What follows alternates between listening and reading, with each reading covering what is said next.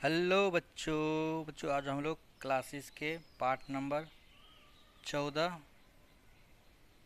जिसका नाम है अकेली और जो कि मनु भंडारी के द्वारा लिखा गया है कहानी।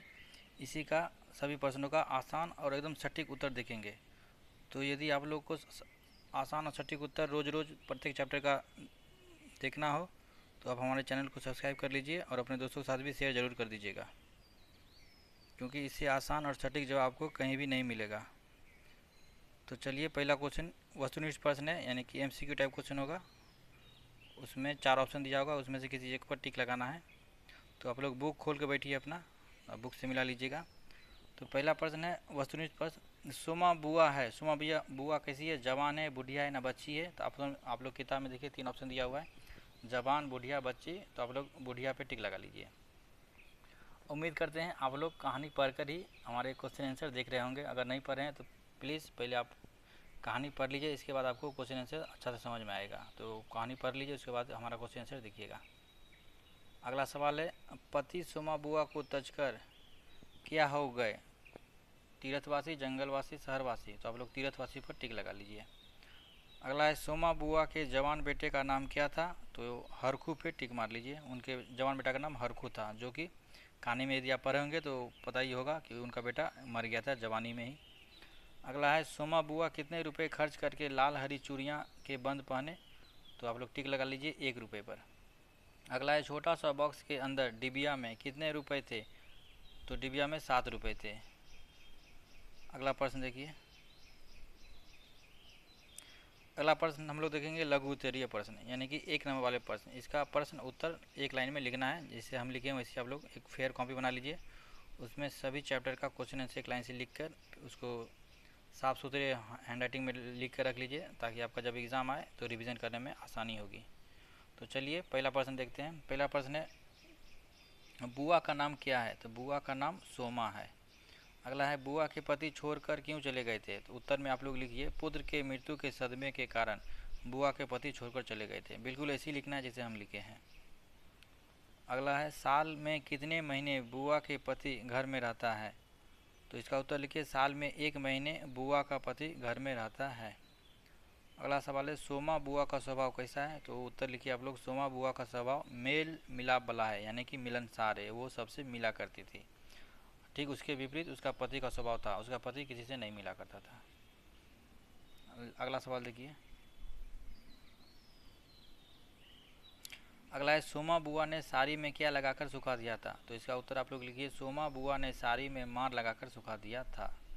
मार किसे कहते हैं आप लोग जानते ही होंगे, जानते हैं तो प्लीज़ कमेंट में बताइएगा। और एक बात, आप लोग हमारा वीडियो कहाँ से देख रहे हैं ये भी ज़रूर बताइएगा, और आप कौन स्कूल में पढ़ते हैं, हो सके तो इसका भी नाम प्लीज़ लिखिएगा, ताकि हमको पता चले कि हमारा वीडियो कौन कौन देख रहा है और किस किस स्कूल से विद्यार्थी देख रहे हैं। अगला देखिए, हम लोग बोधमूलक प्रश्न का उत्तर देखेंगे। पहला प्रश्न है, सोमा बुआ के पति का स्वभाव कैसा था? तो उत्तर में लिखिए, सोमा बुआ के पति का स्वभाव स्नेहहीन था, वे एकांत प्रवृत्ति के हो गए थे। क्यों हो गए थे? क्योंकि उनका बेटा मर गया था, इसलिए उसको सदमा लगा था। इसके बाद लोगों में मिलना जुलना उन्हें पसंद ना था, सोमा बुआ पर भी अंकुश लगाया करते थे। पुत्र के मौत, ये देखिए यहाँ पे लिखा हुआ है, पुत्र के मौत के सदमे ने उनके स्वभाव को नीरस बना दिया था। ये इसका बिल्कुल करेक्ट आंसर है। अगला है, बुआ के पति का व्यवहार बुआ के प्रति कैसा था? तो उत्तर आप लोग लिखिए, बुआ के पति का व्यवहार बुआ के प्रति बिल्कुल स्नेहहीन था, उनके अंकुश से बुआ के दैनिक जीवन की गतिविधि मंद हो गई थी, मंद यानी कि धीमा हो गई थी। उनका घूमना फिरना मिलना जुलना बंद हो जाता था। बुआ के हर कार्यकलाप पर वे नज़र रखते थे। कौन रखते थे? तो बुआ के पति। उसके बाद आगे है, रखते थे, अंकुश लगाते थे। उनके निष्ठुर व्यवहार से बुआ को मानसिक उत्पीड़न सहना पड़ता था। अगला है, बुआ का पास पड़ोस के साथ कैसा व्यवहार था? तो इसका उत्तर लिखिए, बुआ के पास पड़ोस के साथ अत्यंत आत्मीयतापूर्ण व्यवहार था, उन्हें अपनी ज़िंदगी पास पड़ोस वालों के भरोसे ही काटनी पड़ती थी।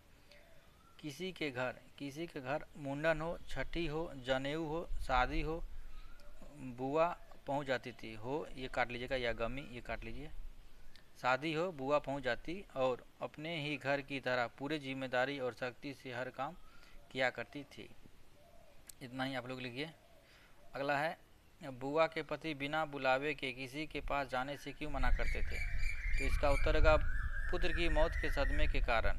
बुआ के पति के स्वभाव में निरस्ता आ गई थी। बुआ पर वे अंकुश लगाया करते थे। वे सामाजिक मर्यादा को समझते थे कि बुलावे के बिना कहीं जाना आत्मसम्मान के खिलाफ है, इसलिए वे बुलावे के बिना जाने से मना करते थे। नाते रिश्ते वालों से भी संबंध नहीं रखते थे। ये इसका आंसर होगा। अगला देखिए सवाल नंबर 5 है। 5 नंबर सवाल देखेंगे। 5 नंबर सवाल है, बुआ देवर जी के ससुराल वालों से क्या उम्मीद लगा बैठी थी? तो इसका उत्तर लिखिए, बुआ सोचने लगी कि देवर जी को मेरे 25 वर्ष हो गए, उसके बाद से वो कोई संबंध ही नहीं रखा। देवर जी के बाद उन लोगों से कोई संबंध नहीं रहा।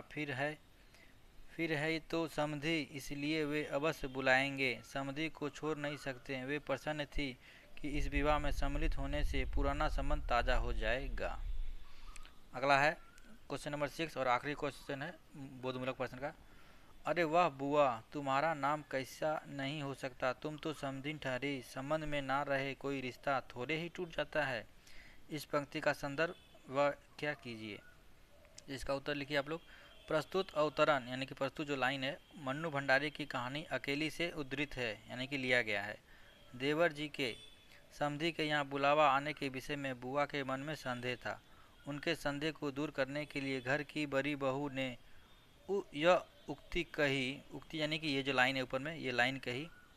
बड़ी बहू ने निश्चय के स्वर में कहा कि तुम्हारा नाम बुलावे की सूची में अवश्य होगा, क्योंकि तुम तो समधिन हो। रिश्ता कभी टूट नहीं सकता, संबंध के रिश्ते अटूट होते हैं।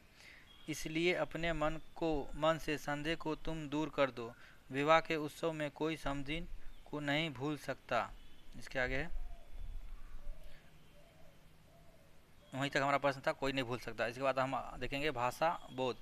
भाषा बोध में पहला दिया हुआ है वाक्य प्रयोग, मैंने कुछ वाक्य दिए हैं, इन्हीं का प्रयोग करना है। जैसे कि पहला वाक्य परिवर्तन, तो परिवर्तन से एक वाक्य बनाना है। तो हम बनाए परिवर्तन प्रकृति का नियम है। आप लोग कुछ भी बना सकते हैं, हम एग्जाम्पल के तौर पर ये एक बस बना दिए हैं। आप लोग का मन में जो आए वो लिख सकते परिवर्तन से।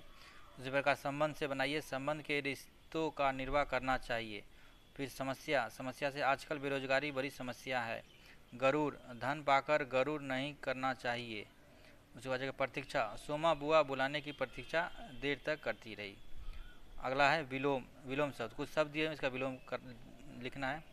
पहला शब्द है बुढ़िया, तो बुढ़िया का विलोम होगा बच्ची यानी कि ठीक उल्टा। वियोग का होगा संयोग। उपस्थित का होगा अनुपस्थित। सजीव का होगा निर्जीव। और दुख का होगा सुख। तो यही हम लोगों का चैप्टर नंबर 14 का क्वेश्चन आंसर खत्म होता है।